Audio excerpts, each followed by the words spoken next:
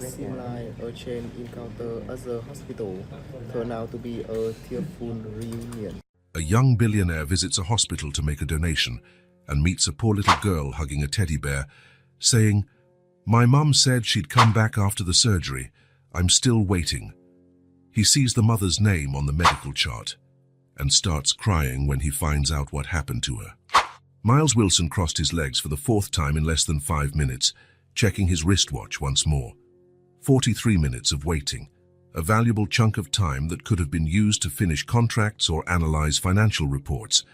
His Swiss quartz watch, an indulgent gift to himself when he closed his first big deal, seemed to mock him with every tick. The hospital waiting room was crowded.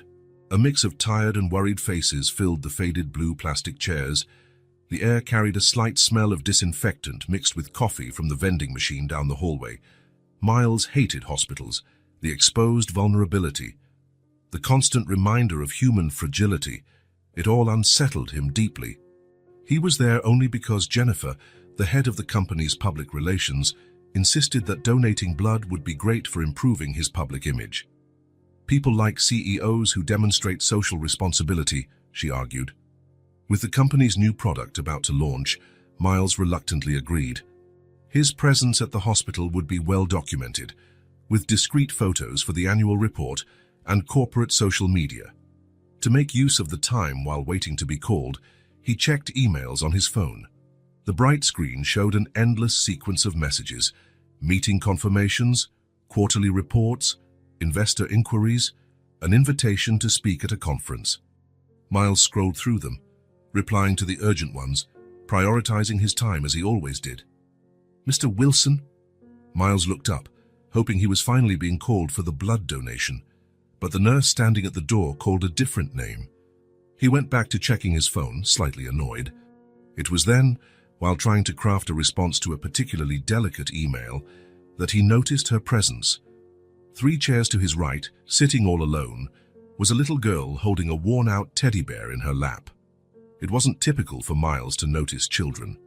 Generally, they represented noise, unpredictability, and disorder, 3 elements he had meticulously eradicated from his personal and professional life. But there was something about that specific child that caught his attention. She looked around 6 or 7 years old. Brown, curly hair fell to her shoulders, pinned on one side with a simple star-shaped clip. Her small face bore a seriousness that seemed out of place for her age. She wore a lavender t-shirt, slightly too big for her, and jeans with a little patch on one knee. What stood out the most to Miles was the teddy bear in her arms. It was clearly handmade, with faded brown fabric, mismatched buttons for eyes and on its chest. The seams showed signs of multiple repairs, as if it had been mended countless times over the years. The girl spoke quietly to the bear, settling it carefully in her lap as though it were made of the world's most precious material. Her feet, which didn't reach the floor, swung lightly in a rhythm only she seemed to hear. Miles looked away, trying to refocus on his emails. None of this was his business. Probably the child was with some adult who had stepped out to the restroom or gone for coffee. There was no reason for such a small girl to be alone in a hospital. Even so, his attention kept drifting back to her every few seconds. Something about the loneliness of that tiny figure felt out of place, unsettling.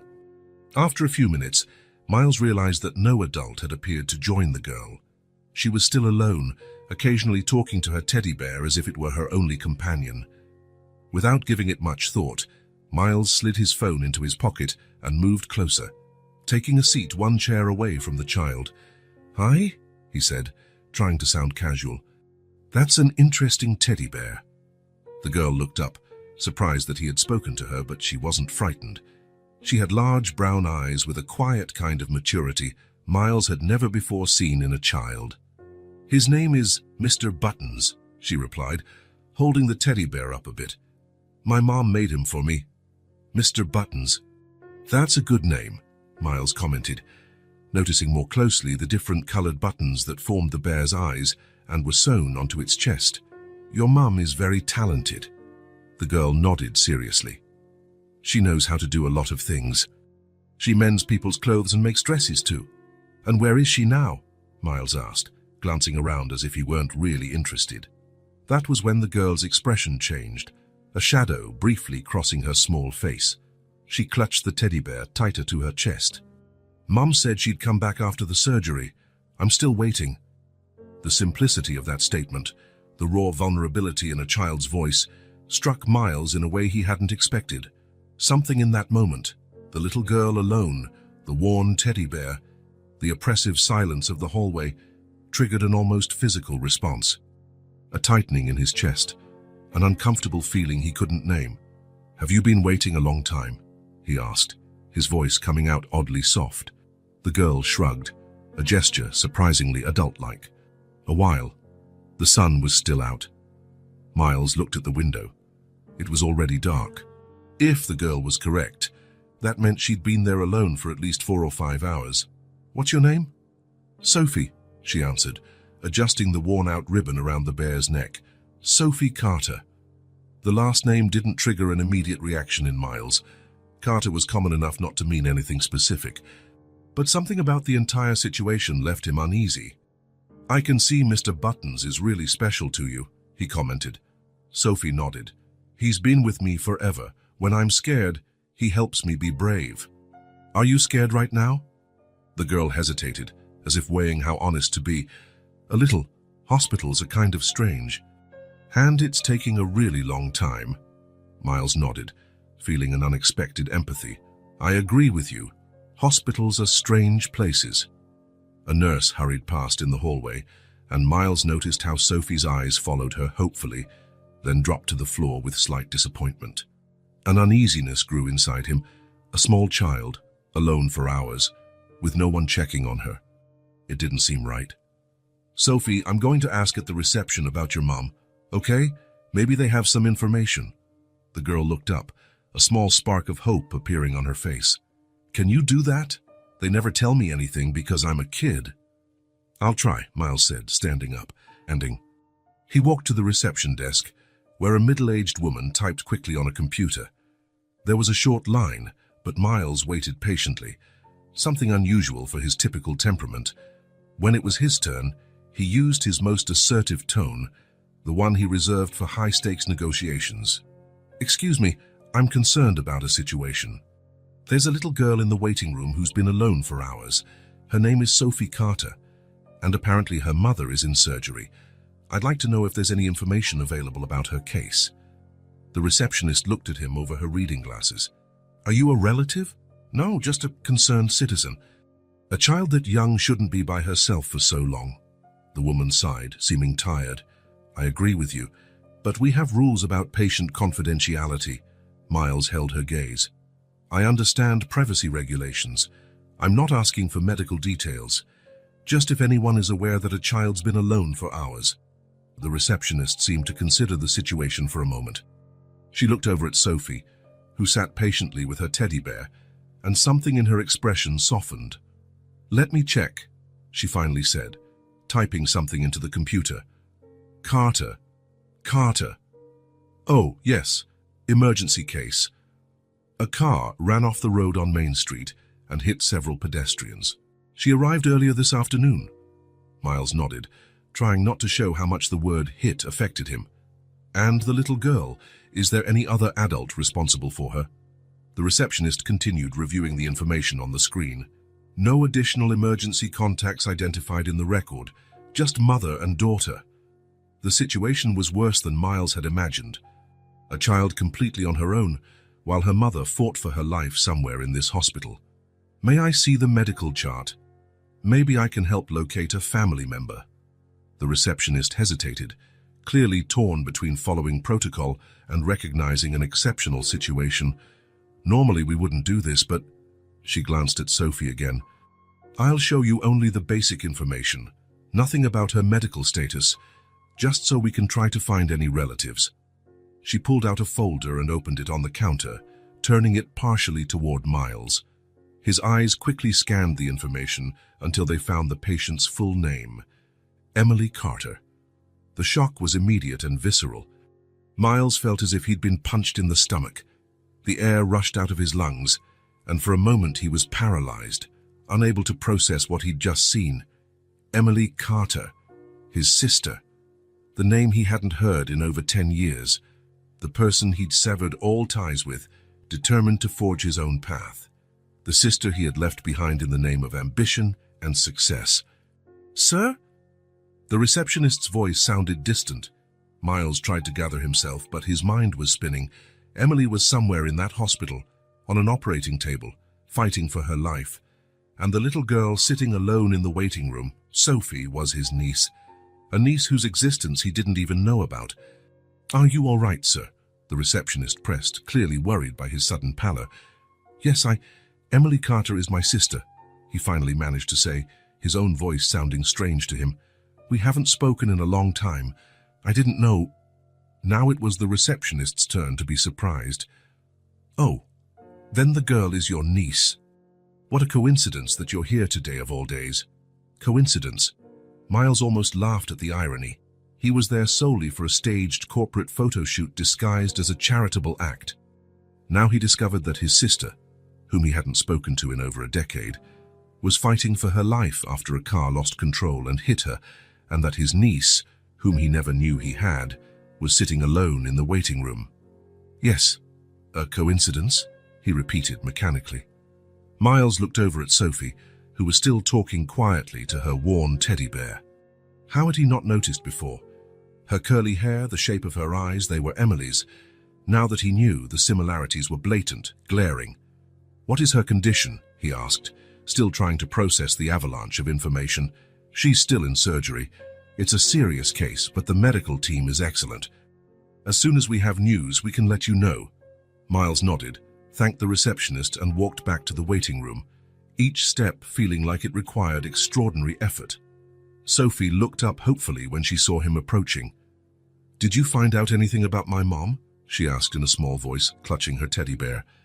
Miles stopped a few steps away, suddenly unsure. What should he say? How to explain who he was, or rather, who he should have been but never was? "Your mother is still in surgery," he finally replied, taking the simplest path. "The doctors are taking good care of her." Sophie nodded, as if she'd expected that answer. "Mr. Buttons said it would take a while. He's wise about these things." Miles sat down again, this time closer. He studied Sophie up close, searching for more signs of Emily, trying to understand how his life had come to this point. How could he be so successful professionally, a CEO of a rising company, with a considerable fortune, yet so disconnected from what truly mattered? His phone vibrated in his pocket. Probably Jennifer asking about the photos of the blood donation, or maybe one of the investors impatient for answers, or his assistant reminding him of a meeting scheduled for that night. For the first time in years, Miles didn't bother to see who was calling. The message could wait. Everything could wait. Right there, sitting just a few inches away, was a part of his family he never knew. A brave girl who patiently waited, hugging a worn teddy bear, for a mother who might not come back.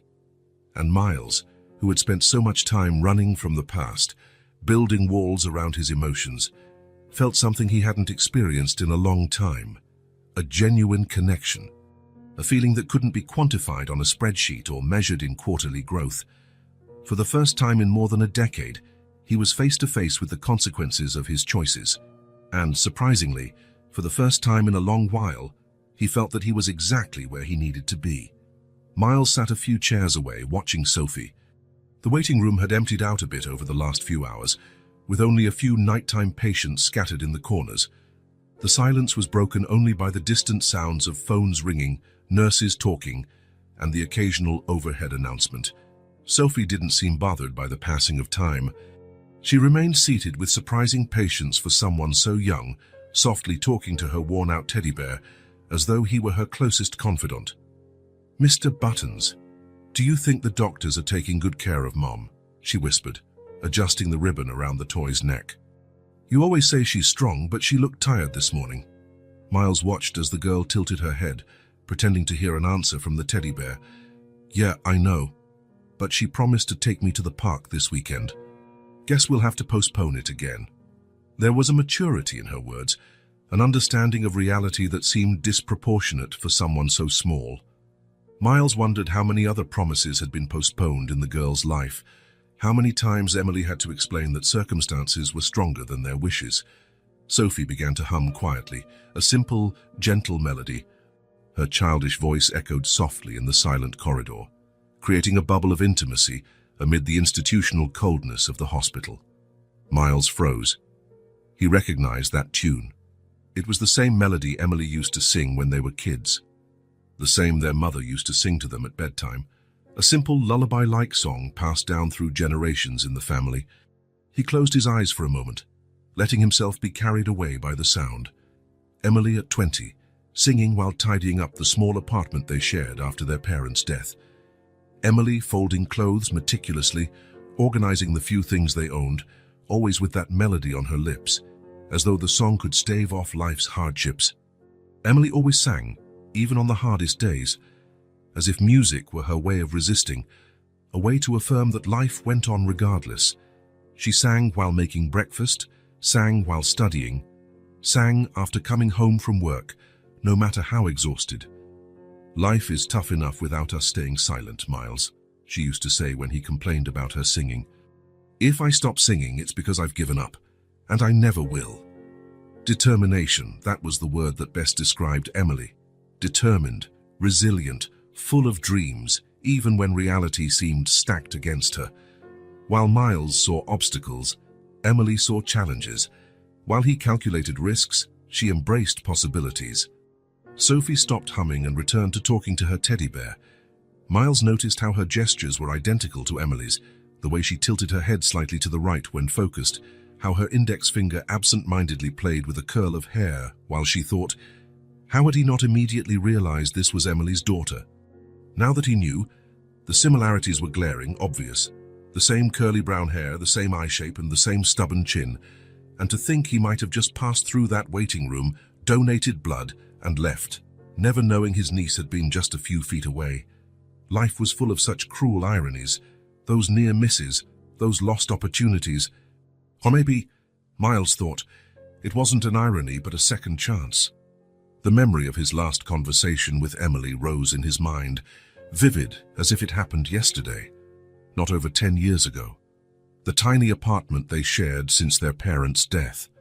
Emily sitting at the kitchen table, a cup of tea between her hands, her face showing the exhaustion of someone who had just lost her job. Miles standing, holding a letterhead from a company in another state. "When do you leave?" she asked, her voice almost too calm. "In 2 weeks," Miles replied, avoiding her gaze. "You've already decided, then?" "You're not asking me, you're telling me." Miles remembered feeling annoyed at her tone. "It's an opportunity I can't refuse, Emily. It's the fresh start I need." "What about me? About us? I just lost my job. The rent is overdue." "You'll find another job. You always do. And once I get established, I'll send money." "It's not about money, Miles. It's always about money in the end. No, it's about choices, about priorities." Emily finally looked up at him. "It's about you choosing your big dreams over everything and everyone." "That's unfair. I have a right to pursue something better in life, and I don't." "You think I don't have my own dreams, but I never considered leaving you behind." Miles's response was quick and cruel. "Maybe that's your problem. You cling too much to the past, to people. You'll never get anywhere like that." He saw the hurt in her eyes, but he didn't back down. A calculated coldness inside him was already defining the man he would become, a ruthless executive, focused only on results. "You know what's funny, Miles?" Emily said, her voice almost a whisper. "I always thought our parents would be proud of both of us, of how we moved on, how we stayed united. Now I see they'd only be proud of one of us. Don't use our parents against me. I'm just stating the obvious. They raised us to be better than this, to know what really matters. What matters is not ending up like them. That's no life, Emily. They had something you'll never have if you keep thinking like this. What? Overdue bills? Constant worries? Love. Family. A purpose beyond money." Miles laughed, a cold, distant sound. "Cheap philosophy doesn't pay the bills." Emily stared at him for a long moment, as if seeing her brother for the first time, or maybe the last. "Then leave, but don't come back when you realize money can't buy happiness." He left the next morning, not 2 weeks later as he'd originally planned. He left a check and a note with his new address and phone number, a note Emily never answered. Her words echoed in his mind now as he watched Sophie. Don't come back when you realize money can't buy happiness. She'd been right, of course. She always was. Miles had everything he ever wanted: success, money, recognition. He was the CEO of a growing company, owned a luxury apartment, drove an imported car, wore designer clothes. He dined at upscale restaurants, moved in exclusive circles, had his name in business magazines. Yet there he was, in a hospital waiting room, watching a girl he'd just discovered was his niece and feeling emptier than ever. How had he come so far in life, and yet become so distant from what really mattered? Sophie put her teddy bear in her small backpack and took out a sketch pad, its edges frayed. She started drawing something, her tongue peeking out at the corner of her mouth as she focused, a habit Emily had too. Miles kept watching in silence, weighed down by 10 years of absence, selfish choices, and lost opportunities. His phone vibrated in his pocket again, probably something work-related, a meeting, a contract, an urgent decision. Hours ago, he would have checked it immediately, putting business ahead of everything else. This time, he left the device where it was. Some messages could wait. Some priorities needed revisiting. Miles watched Sophie, lost in thought about time, choices, and second chances, about a determined sister who wouldn't give up, about a niece who waited patiently, about a worn-out teddy bear that told silent stories of love and perseverance, about how much one could lose while being busy winning everything one thought they wanted. A deep voice broke Miles's reverie. "Family of Emily Carter?" Miles sprang to his feet from where he'd been watching Sophie at a distance. A tall man with brown skin and Indian features, wearing a white coat over blue surgical scrubs, stood in the middle of the hallway. His face was tired, with deep circles under his eyes, carrying the seriousness of someone who spends hours fighting for people's lives. "Here," Miles responded, walking over quickly. The doctor sized him up with a quick glance. "And you are?" "Miles Wilson. I'm her brother." The words sounded strange on his tongue, like he was speaking a language he hadn't used in years. "And this is Sophie, her daughter, my niece." Sophie, who had noticed the commotion, approached timidly, squeezing Mr. Buttons against her chest. "Doctor, is my mum awake yet?" she asked softly, but firmly. The doctor crouched slightly, getting closer to her eye level.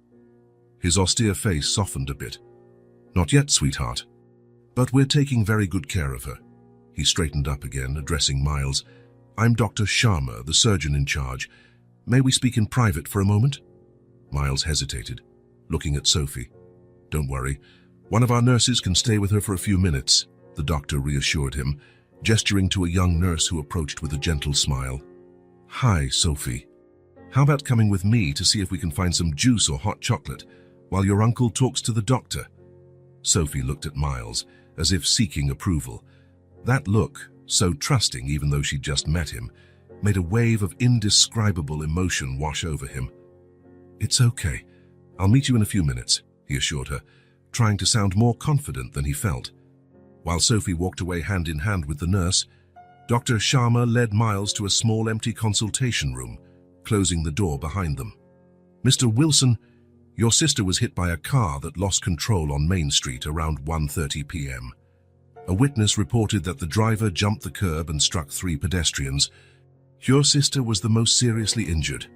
Miles felt his chest tighten, picturing the scene. Emily walking along, maybe thinking about her next sewing project or what to make for Sophie's dinner, when her life was violently interrupted by a car gone off track. "How is she?" he managed to ask. "We performed an emergency surgery that lasted almost 6 hours. There were multiple fractures and significant internal bleeding, and we had to remove her spleen, which was irreparably damaged," the doctor explained, with the professional objectivity that comes from years of facing daily tragedies. "We managed to stabilize her, but her condition is still delicate. The next 48 hours will be critical." Miles leaned against the wall, feeling his legs weaken. "Will she survive?" Dr. Sharma sighed, allowing himself a brief moment of humanity beyond his professionalism. "We're doing everything we can.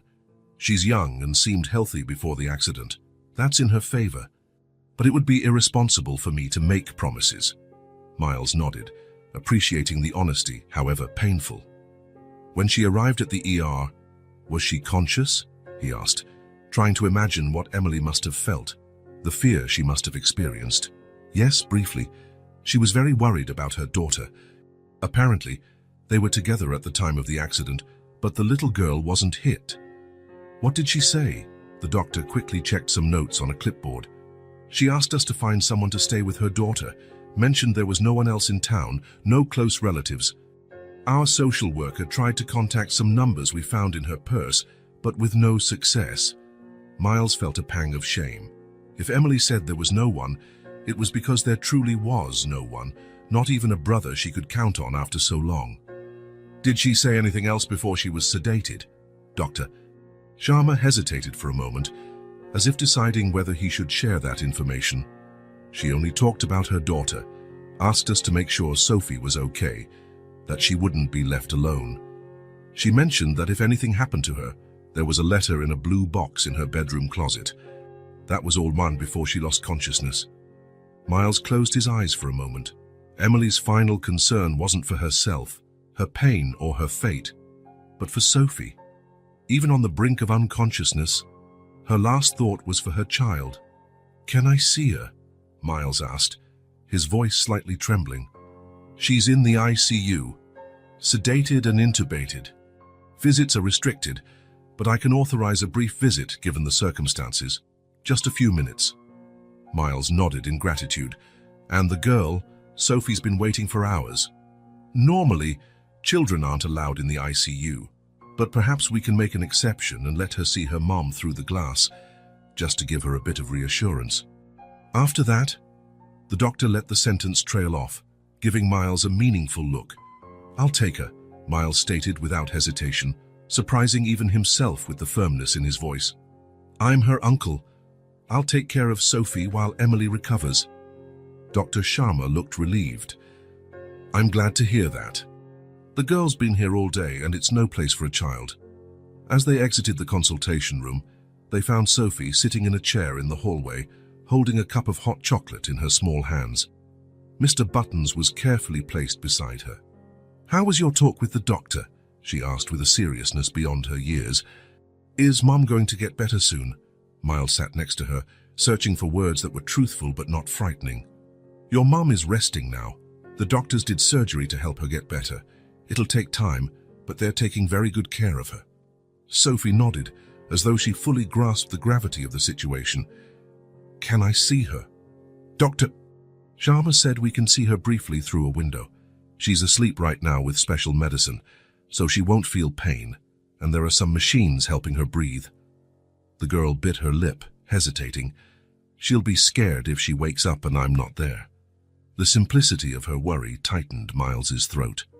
Sophie wasn't worried about herself, where she'd sleep or what she'd eat, but about how her mother would feel. "We'll leave a note with the nurses, so when she wakes up, she'll know exactly where you are and that you're okay." Miles took Sophie to the ICU, where they could see Emily through a glass panel. Miles almost didn't recognize his sister. Her face was pale, with bruises starting to turn dark. Tubes and wires connected her to various machines beeping and flashing. Sophie stood quietly, watching. She didn't cry, didn't ask questions. She just held Mr. Buttons a little tighter. "She looks so still," she finally said. "The medicine is helping her rest so she can get better faster," Miles explained, feeling awkward and unprepared for the situation. After a few minutes, Dr. Sharma respectfully indicated it was time to go. Miles noted Sophie hadn't eaten anything since arriving at the hospital, and it was already past 9 at night. "Sophie, you must be hungry. How about we go get something to eat?" The girl didn't answer right away, her eyes still on her unmoving mother. "We can come back early tomorrow to check on her," Miles promised. "Dr. Sharma will look after her in the meantime." Finally, Sophie nodded, although reluctantly. Miles guided her out of the hospital, surprised at how easily she placed her small hand in his, trusting him completely, despite only having known him for a few hours. The weight of that innocent trust hit him hard. He wouldn't let this child down. Near the hospital was a cozy diner still open. Miles led Sophie there, choosing a quiet table in the corner. The waitress brought menus, giving the tired-looking little girl and her worn teddy bear a sympathetic glance. "What would you like to eat?" Miles asked, realizing he had no idea what kids her age usually ate. "Can I have anything?" Sophie asked, her eyes scanning the menu with interest. "Sure." "Then I want pancakes with chocolate syrup," she decided after careful consideration. "Mom only makes pancakes on special days." "Pancakes it is," Miles agreed, ordering himself a coffee, though he had no appetite. While they waited, Miles noticed a toy store across the street, still open despite the late hour. "Wait here a minute. I'll be right back, okay?" Sophie nodded, talking quietly to Mr. Buttons while she waited. Miles crossed the street and entered the store. He picked out a new teddy bear, soft and fancy, with a shiny red ribbon around its neck, quite the opposite of Mr. Buttons, which was worn and patched. After paying him, he returned to the diner where Sophie's pancakes had already arrived. "I brought you something," he said, handing her the store package. Sophie opened it carefully, revealing the new bear. She gave a polite smile and thanked him, but set the new toy aside and held Mr. Buttons even closer. "He's pretty, but Mr. Buttons is my real friend. Mom made him for me when I was born." Miles nodded, realizing his mistake. Of course, a fancy bear from a store couldn't replace something made with a mother's love. Once again, he had thought money could solve a problem that was actually about connection, about meaning. As Sophie ate her pancakes, Miles watched her, noticing every little mannerism that reminded him of Emily. The way she wrinkled her nose slightly when she smiled, how she tilted her head when she was thinking. It was like seeing his sister reflected in a smaller form. That was when Miles made a decision. Watching Sophie with chocolate at the corner of her mouth, fully focused on her pancakes, he knew it was time for the truth. He took a deep breath and said, "I know your mom. Actually, I'm her brother. I'm your uncle." Sophie paused, surprised. The fork hung in midair as she processed the information. "Really? You're Mom's brother? Then, why haven't you ever looked for us?" The question, direct and innocent, hit Miles like a punch. There was no way to soften the truth, nor any reason to try. "Because I was selfish. I only thought about myself. And when we argued, I didn't know how to come back. I stayed away because I thought it was easier. But I was wrong." Sophie put the fork down, studying Miles's face as if searching for something specific in him. "Mom has a picture of you. It's really old. You two are smiling. She kept a picture of me." Miles couldn't hide his surprise. Sophie nodded. "It's in her drawer, along with other important stuff. Sometimes she looks at it and gets sad." Miles felt the weight of those words. Emily hadn't completely erased him from her life. Despite everything, she had kept a reminder of him. Sophie was silent for a moment, then began explaining with the natural innocence only children possess. "We lived in lots of different places. Once we slept in a sewing room because we didn't have money for a real bedroom, but Mom always smiled. She said we'd be fine. Sometimes the lights went out, but she'd light candles and tell stories." Miles listened in silence, heart heavy. Every word Sophie spoke was like a mirror, reflecting how much he had ignored his sister's life, and the child's, for all these years. While he built his career, his sister struggled to feed and house her daughter. While he worried about which model of luxury car to buy next, they slept in a sewing room.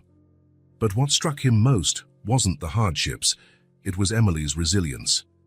Even in desperate times, she stayed optimistic, creating magical moments for her daughter, turning literal darkness into an opportunity for storytelling. Emily had always been that way, even when they were kids, finding beauty in the simple things, creating something out of nothing, transforming difficulties into lessons. Miles had forgotten that part of her, or maybe chosen not to remember, because it made him question his own life choices. "Your mom's always been like that, strong. Creative," he said, voice choked with emotion. "When we were younger, she could make amazing toys out of things other people would throw away. Like Mr. Buttons." Sophie raised the teddy, showing the different colored buttons that made up its eyes and were sewn around its body.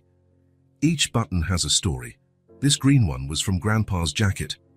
The red one was from the first dress Mom sewed by herself. Miles reached out and gently touched one of the golden buttons on the teddy's belly. "What about this one?" Sophie smiled, a smile that brightened her tired face. "Mom said it was from one of your shirts, the one you gave her before you left." A distant memory came to Miles. So a dark blue shirt with small golden buttons that had belonged to their dad for special occasions, later passed on to Miles when he grew. He'd left it for Emily when he moved away, along with other clothes that wouldn't fit in his single suitcase. The fact that Emily had kept that button all those years and sewn it onto Sophie's most treasured toy spoke volumes about how, despite everything, he still had a place in their lives. Miles held Sophie's small hand more firmly, feeling a determination grow within him. He couldn't change the past, couldn't erase 10 years of absence, but he could be present now when they needed him most. Overcome by emotion and the situation, he decided he wouldn't let Sophie spend another night in the hospital, waiting on an uncomfortable chair among strangers. "Why don't we stay at my place tonight? You can have a hot bath, something good to eat, and I'll bring you back early to see your mom." Sophie hesitated, looking at Mr. Buttons as if seeking his advice. "What do you think?" she asked the teddy, placing it near her ear as if listening for an answer. After a moment, she nodded solemnly. "Mr. Buttons says it's okay, as long as we come back really early tomorrow. He doesn't want Mum to wake up worried if I'm not there." "I promise we'll be here first thing," Miles vowed, feeling the responsibility of that pledge weigh on him. It was the first promise he'd ever made to his niece, and he intended to keep it, no matter what. As he paid the check, Miles watched Sophie carefully tuck Mr. Buttons into her small backpack, leaving just the bear's head sticking out so he could breathe. The fancy new teddy bear lay forgotten on the table. Some lessons, Miles thought, were painfully obvious when viewed through the eyes of a child. The worth of something wasn't in its price tag, but in the stories it held, the connections it represented. It was a lesson he needed 10 years, and a tragic accident, to finally begin learning. The private elevator opened directly into the entry hall of Miles's apartment. Sophie, holding tightly to her newly discovered uncle's hand, took a hesitant step inside, her eyes wide as though she'd just entered a fairy tale castle. "You live here alone?" she asked, her voice low, almost reverent. Miles nodded, gazing at his own apartment through Sophie's eyes. Suddenly, the place looked different even to him. The spacious living room with double-height ceilings featured minimalist decor in shades of grey and white, with occasional black accents. Italian designer furniture, abstract sculptures strategically placed, and an entire wall of glass offering a panoramic view of the city lights, everything meticulously chosen by a famous interior designer to impress and showcase status. Sophie let go of his hand and wandered around slowly, gingerly touching the cold surface of a marble coffee table as though she were afraid of breaking it. "It's so big," she commented, looking upward, "and so shiny." Miles had never thought of his apartment as shiny, but he understood what she meant. The recessed ceiling lights, the carefully placed track lighting highlighting works of art, the city's reflection in the polished surfaces, it all created an almost ethereal, impersonal atmosphere. Sophie dashed over to the glass wall, pressing her small hands against the transparent surface. "Look, Mr. Buttons.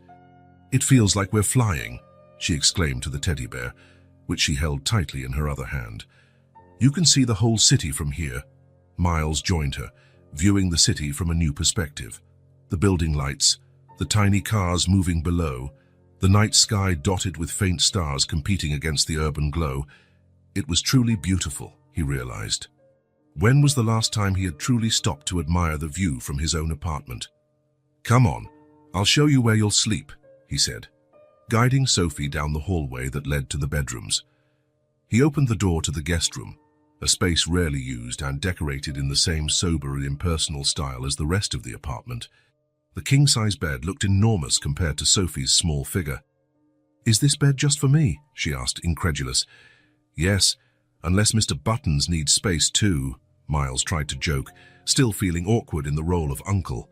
Sophie giggled, a bright sound that echoed oddly in the usually silent space. "He sleeps with me. He doesn't need much space. We're good at sharing, right, Mr. Buttons?" Miles noticed Sophie's clothes, rumpled and dirty from the long day at the hospital. "How about a bath before bed? You must be tired." Sophie nodded, following him to the ensuite bathroom. Miles opened the door, revealing a large, luxurious space dominated by an oversized bathtub, separate from the rainfall-style shower. Sophie's eyes grew even wider. "Is that a real bathtub, like in magazines?" Miles felt a pang in his chest. "You've never taken a bath in a tub." Sophie shook her head, still marveling. "We only ever had showers, and sometimes not even that," she answered with the frankness children have. "In our last apartment, the shower broke all the time. Mom used to heat water on the stove and we'd bathe with cups." Miles was momentarily speechless, imagining Emily, his sister, who grew up with him, heating water on a stove to give her daughter a bath. Meanwhile, he had a luxurious jacuzzi tub he rarely used. "Well, let's fill it up then. You can even have bubbles if you want." Sophie's face lit up at the prospect. While the tub filled, Miles realized another issue. He had no children's clothes or suitable bath products. He took out his phone and made a quick call to an assistant, explaining the emergency situation and requesting an immediate delivery of clothes and basic items for a little girl. Meanwhile, Sophie was fascinated by the water jets and the bubbles forming in the tub. She kicked off her worn shoes and dipped a hand into the water to test the temperature, giggling at the sensation. "I'll leave you to it. The towels are over there." Miles pointed to a pile of fluffy white towels. "I'll be right outside if you need anything." Half an hour later, Miles heard the private elevator's bell. The assistant had worked quickly and efficiently, as always. Bags from exclusive children's stores were lined up in the hall. Pajamas, clothes for the next day, hygiene products, even a few books and simple toys.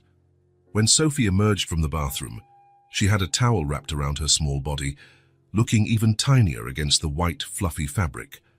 Her wet hair formed more defined curls, and her face glowed with cleanliness and excitement. "That was the best bath of my life," she declared, enthused. "The water even gave me a massage." Miles couldn't help but smile. "I got some things for you to wear," he said, showing her the bags. "You can pick whatever you like." Sophie's eyes widened at all the choices. Carefully, as though handling fragile treasures, she looked through the pajamas, finally selecting a simple light blue one with tiny stars. After dressing herself, insisting she could do it alone, Sophie followed Miles to the kitchen. Since he rarely cooked, his refrigerator was usually empty, but the assistant had arranged a grocery delivery as well. Miles heated a light soup and made a simple sandwich, assuming Sophie was probably too tired for a heavy meal. As they ate at the sleek stainless steel kitchen island, Miles noticed Sophie tasted each spoonful with special attention, as if taking in new flavors. "This soup tastes different," she commented. "I can't explain it." "It's asparagus soup," Miles said. "Have you ever tried it?" Sophie shook her head. "But it's good. Strange, but good." After the meal, he led her back to the guest room. Sophie hopped onto the enormous bed, sinking slightly into the plush mattress. "It's like lying on a cloud," she exclaimed, flapping her arms as if making a snow angel. Mr. Buttons was placed carefully on the pillow next to her. Miles pulled the covers over her, feeling strangely protective. "There's an intercom on the nightstand. If you need anything during the night, just press that button, okay? My room's right next door." Sophie nodded, her eyes already heavy with sleep. "Thank you, Uncle Miles," she mumbled, the word uncle sounding natural in her voice, though it still felt strange in his ears. Miles turned off the main light, leaving just a soft bedside lamp on. He stopped at the doorway, looking at the small figure nearly asleep in the huge bed. This child, with her patched-up teddy bear and her ability to marvel at things he took for granted, had filled the empty spaces of his apartment with something he couldn't quite name. Suddenly, all the symbols of his success, the penthouse, the expensive furniture, the exclusive artwork, seemed cold and hollow. For years, he'd built an impressive set piece, but without real life inside it. It took a child, with eyes of wonder and an open heart, to show him how it was nothing more than a stage waiting to be filled with something real. The ICU had its own brand of silence. Not complete.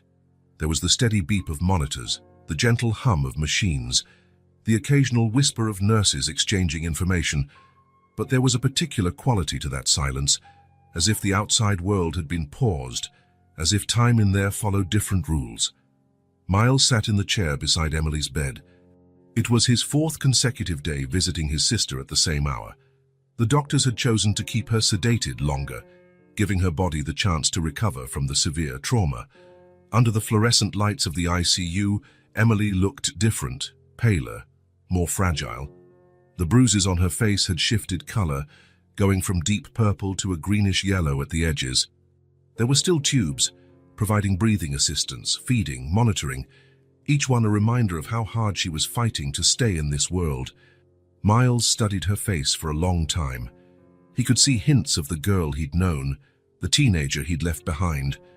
But there were new lines too.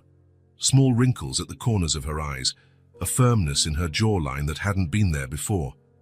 The face of a woman who'd faced life alone, raised a daughter without support, had no luxury to falter. "I brought some flowers," he said quietly, knowing she couldn't hear him. "Yellow roses. You always liked those." He placed the small vase on the table beside her, positioning it so it would be in her line of sight if she opened her eyes. "Sophie's doing fine. Don't worry about her," he went on, voice a bit stronger. "She's staying with me. She's an amazing kid, Emily. You've done a wonderful job." The only sound in reply was the steady beeping of her heart monitor. Miles sighed, running a hand through his hair. It was strange how he felt more comfortable talking now that Emily couldn't respond. Maybe because he didn't have to face the judgment in her eyes, the decades worth of hurt. "I've been thinking a lot. About my choices. About everything, really." He paused as if to organize his thoughts. "I built exactly the life I always wanted. The company is growing. I have recognition, money, connections. The penthouse view I would have killed for back when we were younger." Miles glanced at Emily's chest, rising and falling imperceptibly with the help of the machines. "You know what's funny? I realized I've never invited anyone over for dinner. I have no real friends, only contacts, clients, investors." A nurse walked in silently, checking vitals and adjusting a monitor. Miles waited for her to leave before continuing. "Sophie asked me yesterday why all the photos in my apartment are of buildings or landscapes, why I don't have any pictures of people." I didn't know what to say. He leaned back in the chair, feeling the weight of the last few days, the worry about Emily, the sudden responsibility of caring for Sophie, the constant reckoning with the consequences of his past choices. "I guess I built a prison for myself, Emily. A beautiful, expensive, impressive prison, but still a prison." The clock on the wall ticked by in silent precision. Miles had a meeting in 2 hours, but he couldn't bring himself to leave yet.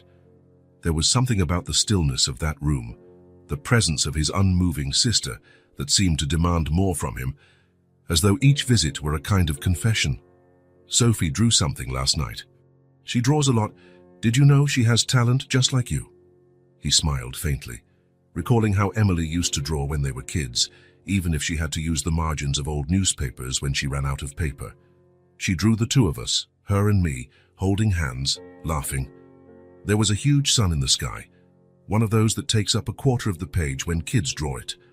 And she wrote below it, "Family." Miles felt his throat constrict at the memory. Family. Such a simple word. I used to think I didn't need it, you know? Thought I could replace it with success, achievements. I was wrong. Out in the hallway, someone passed by pushing a cart. The wheel's sound on the vinyl floor was quickly absorbed by the special hush of this place. She calls me Uncle Miles now, like she's always done so, with no hesitation, with a trust I don't deserve. He shifted in the chair, leaning forward slightly toward Emily. "Yesterday she asked if she could teach me how to make pasta the way you do. She said it's the best pasta in the world, but maybe I could learn the basics." He smiled at the thought. "We tried. It was a disaster. We ended up ordering takeout. But she laughed so much, she has a laugh like yours, did you know? The kind that's contagious." A doctor came in, nodding respectfully at Miles while checking the chart. He made a few notes, then left as quietly as he'd arrived. "They're gradually reducing your sedation, the doctors say. They'll try to wake you up soon." "Doctor." "Sharma seems optimistic." Miles paused. "I'm scared, Emily. Scared about what happens when you wake up, what you'll think when you find out Sophie's with me, if you'll hate me even more. The clock advanced a few more minutes, relentlessly. Sophie wants to decorate one of the rooms for you when you're discharged. She's got ideas about colors and curtains. She never doubts you'll make a full recovery. Miles finally stood, feeling pins and needles in his legs from sitting so long. I'm going to pick her up from school now. I found a spot for her at a school near my place. She's already made 2 friends. It's amazing how easily she adapts. He adjusted the vase of flowers one more time. We'll be back this afternoon. Sophie wants to show you her new drawing. Miles lightly touched Emily's hand, a hesitant gesture, as if he were afraid she might vanish at his touch. Her skin felt warmer than he expected, reminding him that despite her fragile appearance, Emily was alive, fighting, as she always had. On the way to Sophie's school, Miles thought about the last decade of his life. Business dinners, work trips, board meetings, successful acquisitions. He had built something impressive, visible, quantifiable. Yet he felt more fulfilled after a night teaching Sophie to play chess, even though she insisted on making her own rules, than he ever had closing his biggest commercial deal. Sophie was waiting for him by the school entrance, sitting on a bench and chatting animatedly with another girl. When she saw him, her eyes lit up. "Uncle Miles," she shouted, running toward him with her backpack bouncing. "I made another drawing today. Want to see?" Miles crouched to her eye level, smiling genuinely. "Of course I do. Is it for your mum?" Sophie nodded, already pulling a sketch pad from her bag. "Yes, I think it'll help her get better faster. My teacher says art has healing power." The page showed 3 figures holding hands, a woman, a man, and a small girl between them. Above was a giant sun occupying much of the paper. At the bottom, in colorful, uneven letters, the same word, family. "It's beautiful, Sophie," Miles said, momentarily speechless at the simplicity and depth of the drawing. "That's the 3 of us," she explained, as though it wasn't obvious. "For when Mom wakes up, so she knows we're waiting for her." Miles felt a lump in his throat and a clarity he hadn't felt in a long time. The loneliness he had so carefully maintained, the isolation he had mistaken for independence, the distance he had kept from genuine connections, all of it now seemed like a monumental waste. "We'll show her today," he promised, holding Sophie's small hand firmly, as though she were an anchor keeping him connected to something real, something true. "Uncle Miles," Sophie said as they walked toward the car, "today's the day to visit Mum with yellow flowers, remember?" "Yes, I've already bought them. They're in the car," Sophie smiled, satisfied. "You're learning fast." Miles couldn't help smiling back. Yes, he was learning, belatedly, awkwardly, but he was learning. Night fell over the city, turning the sky into a gradient of dark blue and purple. The building lights began to flicker on, creating a carpet of artificial stars stretching into the distance. From the top of Miles's apartment, the view was breathtaking. A week had passed since the accident, a week of adjustments, discoveries, and improvised routines. Miles had learned more about childcare in those few days than he'd ever imagined. He discovered Sophie hated brushing her teeth, but loved taking baths in the tub, that she preferred sandwiches with the crust removed, that she was afraid of thunder, but fascinated by lightning. Small details he never imagined would occupy space in his mind now seemed as important as any financial report or business strategy. The evening was peaceful. Miles had cancelled a video conference with foreign investors to have dinner with Sophie. They ate pizza, a rare treat in the girl's previous life, he learned. Then they watched an animated movie she chose about a family of superheroes. Now Sophie lay on the large living room sofa, hugging Mr. Buttons. She wore new pajamas, light pink with little stars, her hair still damp from her recent bath. Miles sat in a nearby armchair, responding to emails on his tablet but only half-focused, always keeping an eye on his niece. The room was quiet, except for the soft background music Miles usually had playing. A jazz playlist that, surprisingly, Sophie said she liked because it sounded like gentle rain. The silence broke when Sophie spoke in her small voice. "Uncle, do you think Mom will wake up?" The question caught Miles off guard. Not because of the topic, it was only natural, but because she asked it so directly. out of the blue, as if it had been on her mind for a long time and she'd just found the courage to voice it. He set the tablet aside, feeling the weight of responsibility in his words. Sophie watched him with those big, trusting eyes that always seemed to expect honesty. Miles swallowed hard. He got up and sat next to her on the sofa, searching for the right words. "I think she will, and when she does, you'll be able to tell her all about what you've been doing." It was the truth, or what he believed to be true. The doctors were gradually reducing Emily's sedation. Her vital signs had stabilized. There was reason to be cautiously optimistic. Sophie's smile was small but genuine, not fully erasing the worry in her eyes, yet still showing a real spark of hope. "I'm going to tell her you took care of me, that you let me sleep in your big bed, gave me nice-smelling clothes, and taught me how to eat sushi." Miles laughed, genuinely moved by the simplicity and sincerity of her words. Yes, the day before he'd spontaneously ordered sushi for dinner. Sophie had never tried it and approached it with a mix of curiosity and skepticism. She ended up loving the salmon hand roll, though she made a hilarious face when tasting wasabi. Those little moments, trivial for others, were unveiling an entirely new life before Miles. A life in which small joys, Sophie's smile when trying something new, her laugh when he mispronounced a cartoon character's name, felt more significant than signing million-dollar contracts. Sophie squirmed, hugging Mr. Buttons more tightly, as if gathering courage for her next question. "Do you think she'll be mad at you?" Miles took a deep breath. It was a fair question, a concern he also shared. "Maybe at first. We have a lot to talk about, your mum and I." "She's not really mean," Sophie explained, with the certainty of someone who knows intimately. "Sometimes she gets sad and it looks like she's mad, but it goes away after a while." Miles nodded, grateful for the insight. "I'll remember that." Sophie went quiet, thoughtful, as if processing something complex in her mind. Then, without warning, she reached out and hugged Miles tightly, one of those full, childlike embraces with no reservations, no calculation. "I think you're a good uncle," she whispered against his shoulder. "You just took a while to show up." Her words were like a punch to Miles's gut, momentarily knocking the wind out of him. There was so much truth in that simple observation, so much undeserved absolution, that he felt his eyes burn with unshed tears. He closed his eyes for a moment, letting himself be wrapped in that small but powerful hug. The weight of the past, the absence, all the selfish decisions he'd made, all the missed moments, all the calls he never made. Everything seemed to be slowly changing into something new. Presence. He couldn't change the past. He couldn't recapture the years he hadn't seen Sophie grow or stand by Emily's side, but he could be there now. He could be there tomorrow, and the day after, and every day from now on. "Thank you, Sophie," he said, his voice slightly trembling. "I'm trying to be." She pulled back and looked at him seriously, as if assessing how genuine he was. "You are.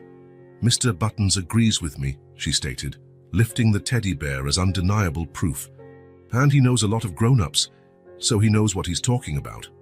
Miles laughed, discreetly wiping the corner of his eyes. "Well, if Mr. Buttons says so, it must be true." Sophie yawned, exhaustion finally outweighing the seemingly boundless energy she'd had all day. "I think someone's ready for bed," Miles suggested, getting up and holding out his hand. "Just 5 more minutes," Sophie pleaded, using that universal kid tactic to delay bedtime. 5 minutes, Miles agreed, knowing it would probably turn into 10 or 15. He discovered he had a hard time denying Sophie's reasonable requests. They sat in silence a bit longer, gazing at the illuminated city through the glass wall. It was like looking at a personal universe, full of life, movement, and possibility. "When Mom comes to live here, she'll like the view," Sophie said matter-of-factly, as though it were already decided. Miles didn't correct her assumption. Instead, he allowed himself, for just a moment, to imagine how that might be. Emily recuperated, the 3 of them together, not necessarily in that sterile penthouse he called home, but somewhere they could truly call home. "I think she'll like it too," he finally answered. Sophie yawned again, more deeply this time, and Miles realized the negotiated 5 minutes were up. Gently, he lifted her, still surprised at how light she was, and carried her to her room. "Can we visit Mom earlier tomorrow?" she asked sleepily, resting her head on his shoulder. "Sure, right after breakfast." He placed her in bed, tucked her in, and arranged Mr. Buttons beside her. Sophie was almost asleep but managed a small "Good night, Uncle Miles" before her eyes finally closed. "Good night, Sophie," he replied, dimming the lamp to the soft glow she preferred. He lingered at the door a moment, watching the small figure asleep in that big bed. He thought about how in just a week his life had been completely reconfigured. His apartment, once just a place to pass through, now had drawings on the fridge. His immaculate bathroom now had rubber ducks in the bathtub. His meticulously structured routine now included school pickups, homework, and bedtime stories. The most surprising thing was how none of it felt like a burden or a sacrifice. Instead, it felt as if he were finally living his own life rather than just managing it. Presence, not just existence. Maybe that was what he'd been seeking all these years without even knowing it. Morning arrived quietly at the hospital, the first rays of sunlight filtering through partially drawn blinds. The room was calm, with only the rhythmic sound of the monitors breaking the silence. Emily Carter had been in the ICU for 2 weeks. Over the last 3 days, the medical team had gradually reduced her sedation, waiting for signs that she could regain consciousness. Emily's first sensation was discomfort, a dryness in her throat, a distant ache softened by what she assumed were painkillers. Her eyelids felt as heavy as lead. The effort to open them felt monumental, like scaling a steep mountain without gear. But something stronger than physical discomfort pushed her toward the surface of awareness. A maternal instinct, a visceral need to know where her daughter was. Sophie. Where was Sophie? Her last clear memory was the accident, the screech of tires on the road, the feeling of being tossed, the impact. Then disjointed fragments, faces hovering over her, bright lights, urgent voices, her own voice, weak but determined, asking about Sophie. Then darkness. With tremendous effort, Emily finally opened her eyes. Even the soft light felt painfully intense. She blinked a few times, trying to adjust her vision. The white ceiling, the pale walls, the antiseptic smell. She was definitely in a hospital. She moved her head slightly, feeling a spike of pain.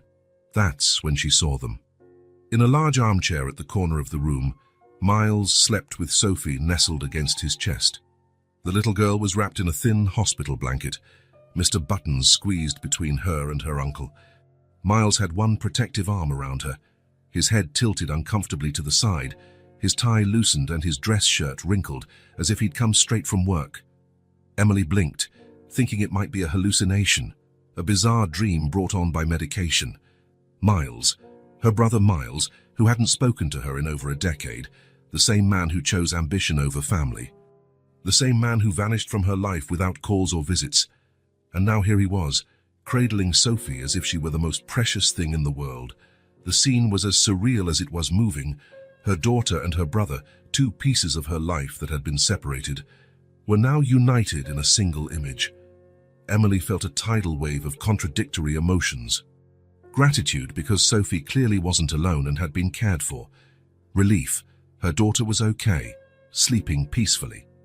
Confusion. How did Miles end up here? How had he found Sophie? And, inevitably, a renewed sting of hurt. Why only now, after a tragedy, had he reappeared? But there was something else. Something she hadn't expected to feel. A sense of peace upon seeing them together. Sophie looked so comfortable, so safe in her uncle's arms. And Miles, even in sleep, wore an expression she didn't recognize. Softer, less guarded. Emily tried to move again, but felt sharp pain in various parts of her body. There were devices connected to her, tubes and wires, physical reminders of the trauma she'd endured. A monitor to her right beeped more rapidly as she shifted. The slightly altered sound was enough to wake Miles. He opened his eyes slowly, adjusting to the light, trying not to move too much and disturb Sophie. Then his gaze met Emily's. The impact was immediate. Miles's eyes went wide, his body suddenly rigid. For an instant it felt like time froze between them.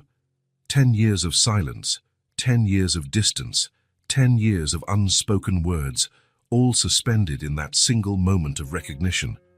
Emily observed him, now noticing details she'd missed on first glance. The tension lines around his eyes, the first grey hairs at his temples, the obvious fatigue on his face. Miles looked older, but not just from the passage of time. There was a heaviness in his expression, a depth that hadn't been there before. No one spoke. They didn't have to. The look they exchanged held everything: the pain of the past, the confusion of the present, the uncertainty of the future. But there was also something Emily never expected, a silent request for forgiveness. Carefully, Miles adjusted Sophie in the armchair so he could stand without waking her. He walked over to the bed, his steps tentative, as though afraid Emily might vanish at any moment. He stopped beside her, looking down at his sister with an expression Emily had never seen in him before. Vulnerable, exposed, without the defenses he'd always used. Still silent, Miles reached out his hand, a tentative, almost shy gesture. He paused halfway, as if suddenly unsure if he had the right to touch her. Emily looked at his outstretched hand. Despite the pain, the confusion, the 1,000 questions swirling in her mind, she felt something undeniable. This was her brother, the same boy who defended her on the school playground, the same teenager who helped her with math at night, the same young adult who held her hand at their parents' funeral. Before he was the man who abandoned her, he'd been her brother, her protector, her family. With monumental effort, Emily moved her own hand toward his. The motion was slow, painful. Each inch of victory over the tubes, over her weakness, over the years of resentment. Their fingers touched, a light, almost imperceptible contact, yet loaded with meaning. Still wordless, Miles intertwined his fingers with hers, careful not to disturb the medical equipment. His hand was warm, firm, anchored in reality, while Emily still felt she was floating between levels of consciousness. The contact broke something inside Miles. Emily saw him swallow hard, saw his eyes grow moist with unshed tears. He had never been one to cry, even as a child. Always the strong one, always controlled. To see him like this, on the verge of an emotional breakdown, was as surreal as the whole situation. Sophie stirred in the armchair, mumbling something unintelligible in her sleep and hugging Mr. Buttons tighter. The sound broke the moment, drawing them back to the present reality. Miles glanced at Sophie, then back at Emily, as if suddenly remembering all the explanations he owed her. Emily gave his hand a gentle squeeze, about all she could manage in her weakened state. It was a gesture that said, "Later. There will be time for that later." He seemed to understand, nodding almost imperceptibly. The silence between them shifted. It was no longer the silence of 10 years apart, but a shared silence, one almost intimate, a silence that spoke of acknowledgement, of understanding, of a bridge slowly being rebuilt. Emily felt fatigue pulling her under once more, her eyelids growing heavy. Even that brief interaction had drained her limited energy. Before her eyes closed, she saw Miles lean in and kiss her forehead softly, a gesture he hadn't done since they were kids. As her consciousness faded again, Emily caught one last glimpse of Miles returning to the armchair, sitting carefully so as not to disturb Sophie, adjusting the blanket around the sleeping girl. Her final sensation before slipping back into unconsciousness was a strange peace. It wasn't forgiveness, not yet. It wasn't forgetting. Never would be. But it was a beginning, a kind of awakening, not just of her body after trauma, but of something deeper that had lain dormant between them for so long. In that quiet morning, without a single word spoken, Emily and Miles understood what had been left hanging all those years. And maybe, just maybe, there was a chance to recover it. The days after Emily woke took on a new routine. The hospital, once a place of anxiety and waiting, became the main setting for the silent rebuilding of a broken family. Her room, once impersonal, now was decorated with colorful drawings on the walls, small vases of yellow roses on the windowsill, and occasional visits from Mr. Buttons at the bedside whenever Sophie decided her mom needed extra company. Dr. Sharma had been clear about the recovery process. Emily would still face weeks of hospitalization, followed by months of physical therapy. The accident had caused significant damage that would require time and patience to heal. Each patient responds differently, the doctor explained during a morning visit. But Emily is young and was healthy before the accident. That's in her favor. Miles rearranged his entire life to adapt to this new reality. He delegated responsibilities at work, postponed projects, set up a home office for when he absolutely had to work. Jennifer, his assistant, was concerned by his drastic shift. "Are you sure everything's okay, Mr. Wilson? I've never seen you cancel a board meeting before." "I've never been more sure of my priorities, Jennifer," he replied, surprising even himself with his conviction. Every morning, Miles and Sophie arrived early at the hospital. A routine had been established. Breakfast at a nearby coffee shop, where Sophie always ordered pancakes with chocolate syrup, and then a short, leisurely walk to the hospital, during which she told elaborate stories about Mr. Buttons and his nightly adventures. In the hospital, Sophie would rush to a small table in the corner of the room, her creative space, spending hours drawing while the adults talked or when Emily needed rest. For a child who had almost lost her mother, Sophie showed remarkable resilience. "Look, Mom, I drew us at the park Uncle Miles took me to yesterday. This is the pond with the ducks, and here's Mr. Buttons eating ice cream." Emily would smile from her hospital bed, eyes shining with a mix of love and gratitude. "It's beautiful, sweetheart. You captured Mr. Buttons's expression perfectly." Miles observed these interactions in silent fascination. The bond between mother and daughter was almost tangible, forged in countless small moments throughout the years he'd been absent. They had their own language, references only they understood, a history he hadn't been part of. Instead of feeling excluded, though, these observations fueled his determination. He couldn't reclaim the lost time, but he could be there now, starting to build his own connection with both of them. On the afternoons Emily needed physical therapy or rest, Miles took Sophie on little outings. They discovered a park near the hospital, with a pond where ducks swam peacefully. They found a corner ice cream parlor that quickly became a favorite. They visited a children's bookstore, spending hours browsing illustrated stories. "Don't tell Mum we had ice cream again," Sophie would whisper conspiratorially, licking sticky fingers. "She says too much sugar is bad for my teeth." "It'll be our secret," Miles would reply, feigning serious concern. "But only because we're in a special situation."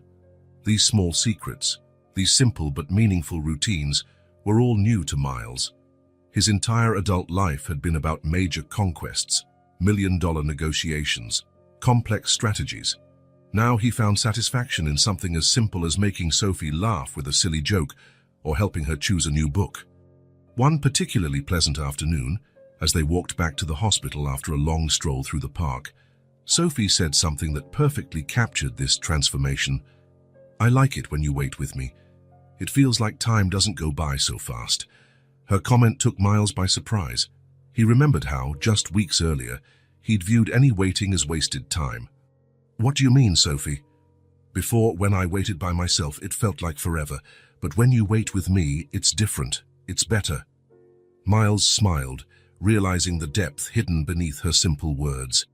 For a child whose father was gone, whose mother lay in the hospital, having someone simply be present, someone who waited with her, was a priceless treasure. Emily, in turn, watched their growing relationship with quiet emotion. From her hospital window, she sometimes saw them returning from their outings, Sophie excited, talking non-stop, Miles listening intently, occasionally laughing at something she said. It was a version of her brother she didn't know or had forgotten existed. During evening visits, when Sophie was often tired and fell asleep in the armchair, Emily and Miles had moments for more private conversations. These were still hesitant dialogues, carefully navigating around a decade of silence. "How is she adapting to your apartment?" Emily asked one night, while Miles adjusted her pillow. "Surprisingly well. She's completely transformed the place." He paused, smiling slightly. "I never imagined my minimalist penthouse could accommodate so many drawings and toys." "Sophie has a knack for filling empty spaces," Emily said, a trace of pride in her voice. Miles nodded, catching the deeper meaning in her comment. "She talks a lot about you, about how you two always did everything together, how you could find solutions even when times were tough. He hesitated. She mentioned sleeping in a sewing room when you couldn't pay the rent. Emily glanced away, a slight blush on her pale cheeks. We did what we had to do. It wasn't always easy, but we made it. You did more than make it. You raised an incredible child, Emily. She's happy, creative, confident, despite everything. Silence followed, loaded with untold stories of daily struggles Miles was only beginning to comprehend. Moved by a feeling that had been building in him for days, he bowed his head and finally said, I want to take care of you both now. No matter what happened before, I promise I'm never going to leave you two again. I know I can't erase the past, but I can be here from now on. He took a deep breath, speaking in a softer tone, almost a whisper. I didn't know how to come back. And now that I'm here, everything seems clear. I left you behind, but I want to try. I want to fix what I can. The words hung in the air, vulnerable in their sincerity. Emily looked at her brother, the powerful businessman now laid bare, stripped of the layers of protection he'd spent years building. Slowly, she reached out and touched his hand. You don't have to promise anything. Just stay. The simplicity of that request carried a depth they both understood. It wasn't about grand vows or elaborate guarantees for the future. It was about now, about presence, about choosing to stay when it would be easier to leave again. At that moment, Sophie roused from her nap in the armchair. Sensing a special moment, she pulled a new drawing from her backpack and came over to the bed. Wordlessly, she sat between Miles and Emily, occupying the space that had been empty for so long. Naturally, she took each of their hands and said, with the wisdom only a child can have, now you can play together again. That innocent observation, so simple yet so profound, brought tears to Emily's eyes. Miles gently squeezed Sophie's small hand, finding in it a strength he hadn't realized he needed. The days flowed with a renewed sense of purpose. Emily's condition improved steadily. Finally, 3 weeks after the accident, Dr. Sharma came into the room wearing a subtle smile. I have good news. I think we can discharge you tomorrow. Sophie let out a joyful squeal, jumping from the chair where she was drawing. Miles felt a wave of relief so profound he had to sit down. The doctors, however, raised his hand to signal caution. But there's still a long road ahead. You'll need regular physical therapy, rest, and strict medication. And you'll need someone with you at all times, at least for the first few weeks. Before Emily could voice her concerns, Miles spoke up. She'll stay with me. I have space. I can work from home. And I've already hired a nurse for the times I need to step out. Later, while the final discharge papers were being processed and Sophie had gone with a nurse, Miles sat on the edge of Emily's bed, holding her hand firmly. I want you both to live with me, at least until you recover, and after that too, if you'd like. That place is too big for just me, and too small without you. Emily studied her brother's face, looking for any sign of hesitation or fleeting guilt. She saw only sincerity. Are you sure, Miles? Your life will change completely. My life's already changed completely. And for the first time in a long while, it feels absolutely right. Emily hesitated for only a moment before nodding. It wasn't just about practicality and the need for care. It was a choice of reconciliation, a willingness to believe that new beginnings were possible. The next day, under a surprisingly clear sky, Emily left the hospital in a wheelchair, still fragile, her body visibly weakened, but with a shy smile lighting up her face. Sophie bounced along beside her, holding Mr. Buttons and constantly checking that her mum was comfortable. Miles pushed the wheelchair carefully, mindful of every bump in the path.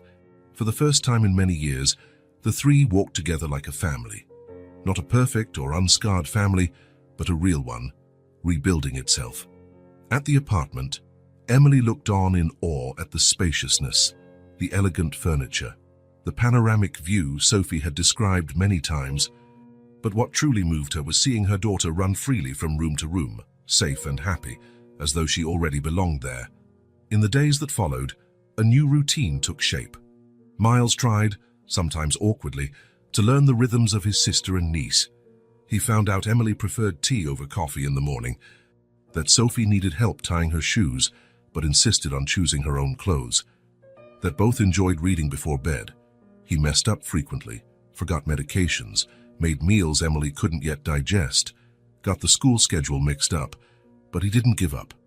Every mistake was a lesson, every small success a victory.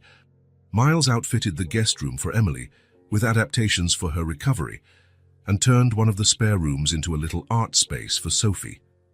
The once impeccably organized and impersonal apartment now had drawings on the fridge, toys occasionally left on the sofa, and photographs starting to fill previously empty frames. In the evenings, the three of them ate dinner together. It was different from Miles's solitary meals or the rushed dinners Emily and Sophie used to have between work shifts and homework. There was real conversation, laughter, comfortable silences. Emily watched her brother try so hard, setting the table, remembering small details, truly listening when Sophie shared elaborate stories about Mr. Buttons. She saw how he meticulously noted down medication times, researched recovery guidelines, tried to anticipate needs. She realized, with growing surprise and emotion, that something inside him really was changing, and for the first time since they reunited, she allowed herself to believe that maybe the brother she lost long ago was indeed returning. Not exactly the same, but perhaps a better version, more aware, more present. With Emily on the mend, the three began relearning the art of living together. It was a delicate process, sometimes painful, often confusing, but always moving forward. Miles took an active role in caring for both of them, helping with Sophie's routine, trying to foresee what Emily might need. He still made mistakes, still felt out of his element, but he kept trying. Persistence, more than perfection, was what mattered. Emily watched everything quietly, deeply moved by a transformation she never thought she'd witness. The ambitious, distant brother was gradually giving way to someone more present, more attentive, more human. And somewhere between the on-time medications, the drawings taped to the fridge, and the bedtime stories, a family was being pieced back together, not from scratch, but from fragments patiently gathered and glued with hope and patience. An imperfect family, in progress, learning that sometimes the deepest bonds are forged in the silence between words, in the space where actions speak louder than promises, where constant presence finally heals the wound of prolonged absence. Sunday dawned with a golden light shining through the apartment curtains. 3 months had passed since Emily was discharged from the hospital. 3 months of small daily victories, adaptations, and mutual discoveries. Intensive physical therapy was yielding visible results. Emily could walk around the apartment without a cane, though she still struggled with longer distances. Miles woke to the sound of low voices and stifled laughter coming from the kitchen. He checked the clock, just after 7 in the morning. For a man who used to get up at 5 on the dot every day, even on weekends, sleeping until 7 felt almost sinful. Now, though, he'd learned to savor a few small luxuries in life, like the pleasure of waking up naturally, without an alarm. He left his room still wearing pajamas, another new habit. The old silk pajamas had been replaced by more comfortable, less formal ones Sophie had picked out on a shopping trip. "Nobody wears such serious pajamas, Uncle Miles," she declared with the authority of someone who knows all about it. Approaching the kitchen, he heard more laughter and the clatter of utensils. He paused in the doorway to watch unseen for a moment. Sophie stood on a step stool by the stove, a large spoon in one hand and a pancake griddle in the other. Emily seated on a nearby chair, supervised with amused attention.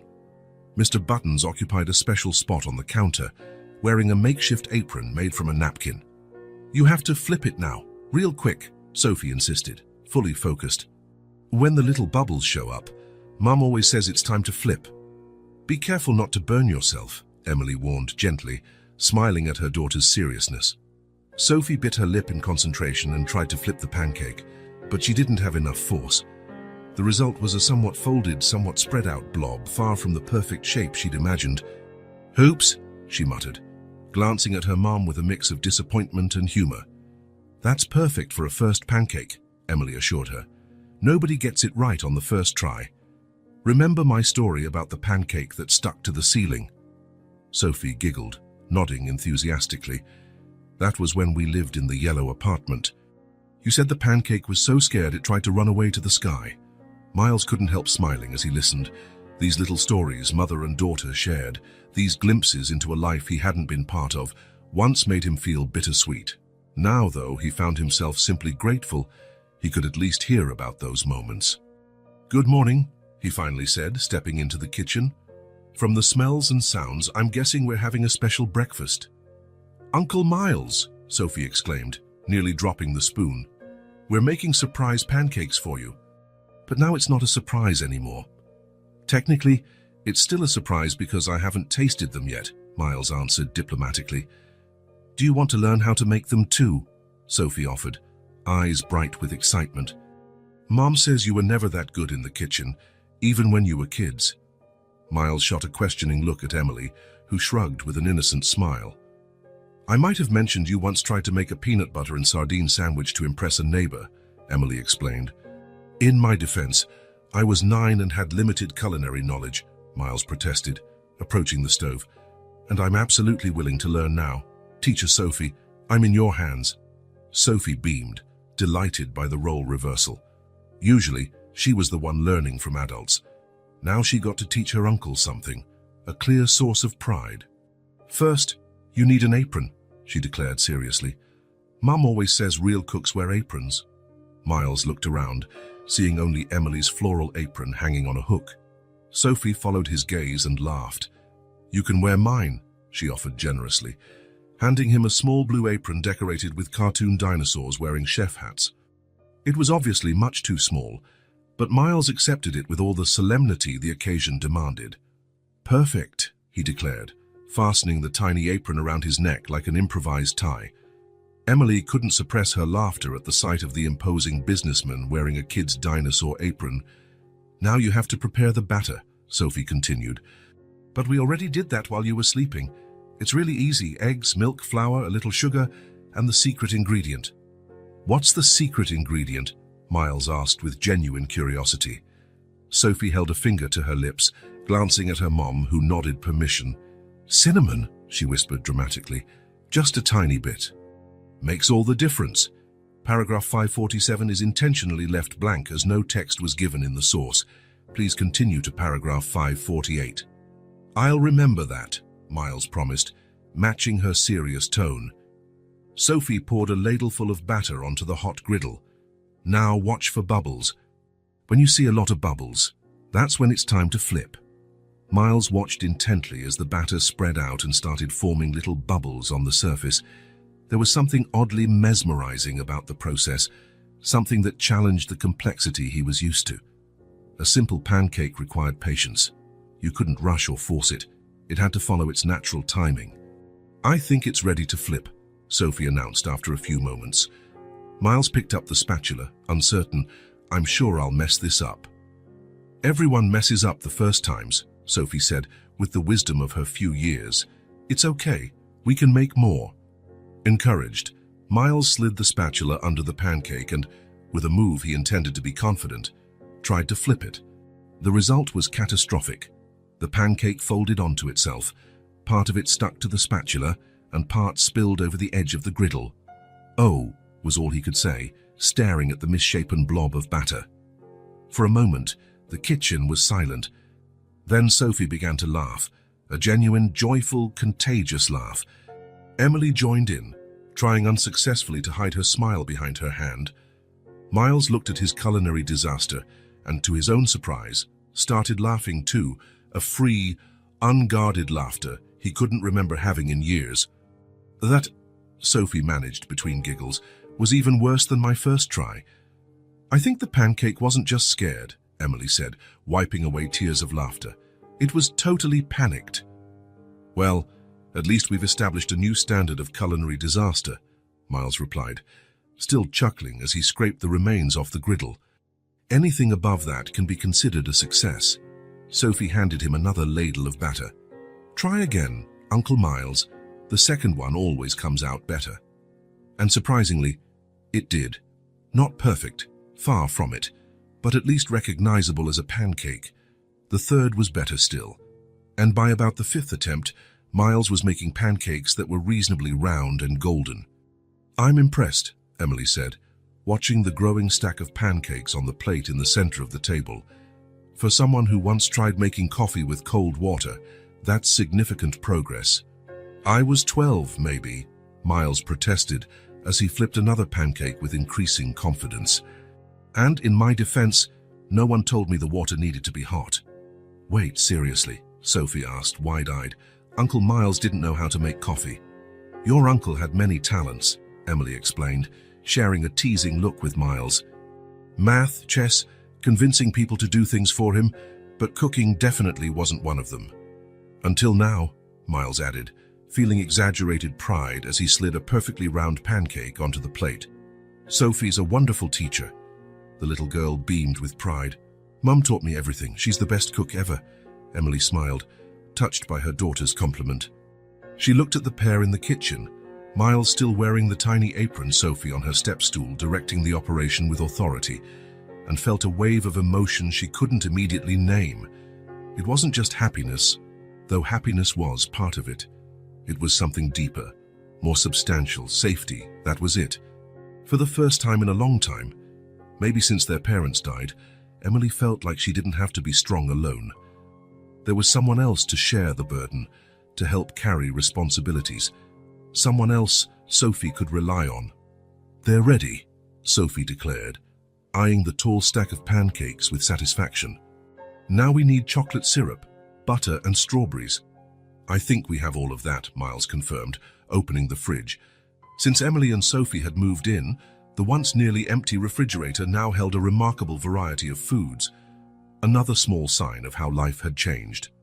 They sat around the kitchen table, a recent purchase made specifically because Emily casually mentioned she'd always dreamed of a large wooden table for family meals. Miles had ordered one the next day, custom made by a local woodworker. "Who wants the first taste?" Sophie asked, watching anxiously as Miles and Emily served themselves. "I think the honor should go to our new chef," Emily suggested, looking at her brother. Miles cut a generous slice of pancake, covered in chocolate syrup and topped with a strawberry. As he tasted it, his eyebrows rose in genuine surprise. "This is really good," he announced. No need to fake enthusiasm. "See? I told you the secret was the cinnamon," Sophie exclaimed, helping herself to her own portion. Emily took a bite too and nodded approvingly. "I think we've found our official Sunday pancake chef." As they ate, they talked about the coming week's plans. Emily had a job interview on Monday, a position as a seamstress at a bridal atelier. Initially, she worried she wasn't ready to work yet, but Miles and Sophie encouraged her. "You can start part-time," Miles suggested, recalling their conversation as he reached for another pancake. "The atelier seems flexible from what you've said. And I can stay here with Uncle Miles after school on the days you work," Sophie chimed in. "He already knows how to make my favorite snack and everything." Emily smiled, grateful for their support. "You're both right. I think I'm ready to try." "By the way," Miles said casually, though clearly he'd been planning this moment, "speaking of interviews, I had an idea I wanted to discuss with you two." Emily raised an eyebrow. "I'm listening." "I've been thinking a lot about the future, about the three of us, about this apartment. Are you tired of us?" Sophie asked directly, her face worried. "No, just the opposite," Miles rushed to clarify. "In fact, I was thinking, this apartment never felt like a home until you both came. It's beautiful, has an incredible view, but it's always been more like a luxury hotel suite, a place to sleep between work commitments." Emily nodded, understanding. She had noticed from the start how the space, despite its elegance, lacked any personal touch before they arrived. "So I was thinking," Miles continued, "maybe we could look for a new place, a house perhaps. Something we could decorate together, that would have a piece of all of us in it, a real family home." There was a moment of silence as Emily processed the proposal. It wasn't just about moving. It was about formalizing the arrangement they'd created, turning a temporary solution into something permanent. "Are you serious?" she finally asked. "Completely," Miles affirmed. "But only if you both want it. Emily, I know you've always dreamed of having your own space, so I'd understand if, down the line, You'd prefer a place just for you and Sophie. But a house with a yard, Sophie interjected, eyes shining. We could get a dog and plant flowers and have picnics. Exactly, Miles smiled, grateful for his niece's enthusiastic interruption. And it would be our place for real. Emily looked from her brother to her daughter, then back again. She saw the sincere hope in Miles's eyes, so different from the calculating, distant man he once was. She saw Sophie's excitement, already envisioning how this new home might be. I think it's a wonderful idea, she said softly yet firmly. A new beginning. For all of us. The smile that spread across Miles's face lit up his whole expression. Great. I already have a few listings to show you. There's one house with an incredible backyard about 20 minutes from here. You've already been looking, Emily laughed, shaking her head. That's so typical of you, always one step ahead. This time, he said gently, I like to think I'm one step beside you, walking with you, not ahead. 2 weeks later, the three of them returned to the hospital for Emily's final follow-up with Dr. Sharma.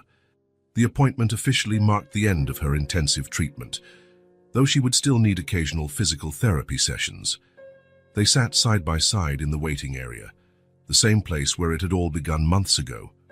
Sophie, in the middle, held both Emily's and Miles's hands, swinging her legs while softly recounting a complicated story about Mr. Buttons and his adventures as a teddy bear doctor. Miles looked around at the surroundings, the same blue plastic chairs, the same posters on the walls, the same distant overhead pages. Nothing had changed in that place, yet everything was different. He glanced at his sister, who noticed his gaze and smiled back. A genuine smile that spoke of forgiveness, understanding, new beginnings. A smile that said, despite everything, they had found their way back to each other. What are you thinking about? Emily asked quietly, while Sophie continued her elaborate narrative, now involving an entire hospital for sick teddy bears. About how things change, Miles replied, and how the most important things stay the same, even after so long. Emily nodded, understanding. We are different. Life shaped us in ways we couldn't predict, but we're still us, deep down. Carter Wilson family, a nurse called from the doorway, interrupting the moment. Sophie hopped up first, pulling the adults along by their hands. Let's go. Dr. Sharma's going to be proud of how much better Mum is. As they walked together down the hallway, Miles reflected on the extraordinary journey of the past few months, how a chance encounter, or maybe not so chance, had redirected his entire life. How the simplest things, Sunday pancakes, bedtime stories, shared laughter, had turned out to be the most precious. The waiting room was the same place where it had all started, but now it was a place where something brand new had been born. A second chance, a fresh start, a family rebuilt from the remnants of the past and the promises of the present. Without grand declarations or solemn vows, just the simple certainty that it's never too late to return, to rebuild, to remember what truly matters. And that sometimes the home we've been searching for all our lives isn't a physical place at all, but the people with whom we choose to share our burnt pancakes and imperfect stories, people who rediscover each other amidst the everyday, with the quiet but unshakable assurance that they are right where they belong. If this story touched your heart, subscribe to the channel and turn on notifications so you don't miss the next ones. Leave a like because it helps this story get recommended to more people. See you in the next story.